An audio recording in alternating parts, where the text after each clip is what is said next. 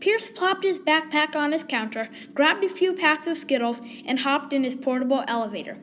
When he got to his room, he turned on his PS4, phone, all his lights, his Xbox One, and his personal heater. He played on the electronics for a few hours and, while doing that, devoured his Skittles, particularly enjoying the green ones, and threw the empty packs out his window. A few minutes later, Pierce's mom walked into the door. She called up, "Turn off some of those things, please." "Sure, Mom," Pierce called back blankly. Why would I want to turn off some of these wonderful things? Pierce thought. Another few hours passed. Pierce smelled food and headed down his stairs to eat. "You know you should turn some of those off," said his mom at his table. "It would be good for the environment." "Okay," Pierce said with as much enthusiasm as he could muster, but really, he couldn't care less. After his dinner, Pierce went back upstairs and fell asleep. He just started to drift off when Pierce appeared on the deck of a stilted house on a strange sandy island. Pierce felt the hot sun beating down on him. He looked at some of the other houses, which were wooden and smelled like rotting wood, and was surprised to see most of them submerged in water. Then Pierce saw a boy, about his age, scooping up and dumping out water from a house with a bucket, grumbling. "Weird," thought Pierce, but he called out to the boy since there was no one else around to call to. "Hey, you!" Pierce yelled at the boy. The boy looked up. "What?" he yelled back to Pierce, somewhat annoyed. "Where am I, and what are you doing?" Pierce yelled in reply. "You're in Kittibus, and I'm emptying out water from my house because sea levels always rise every 3 to 5 years and flood our houses and destroy our seawalls," he yelled back in response. "Wow," Pierce thought.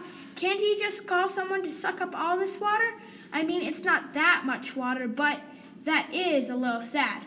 Pierce yelled goodbye to the boy and jumped off the house, splashed onto the ground, getting a mouthful of brackish water.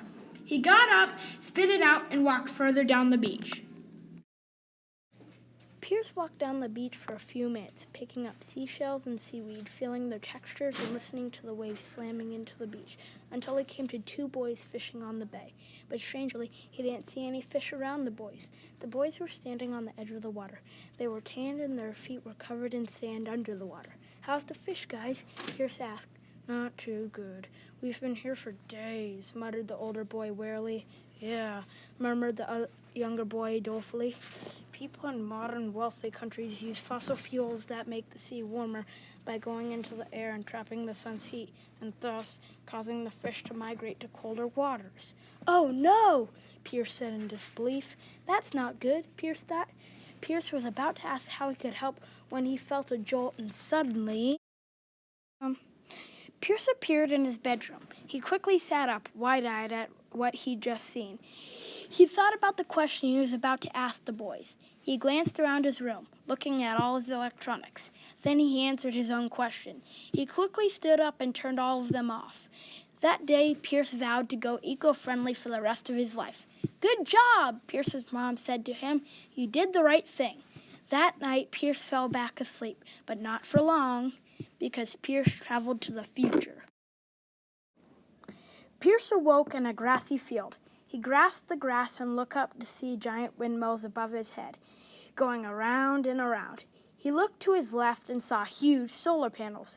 Pierce was so happy he started to jump up and down until a man came over to him and said to go somewhere else because his company was about to install a new solar panel.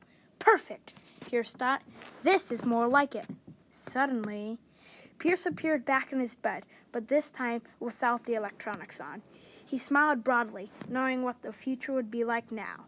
The end.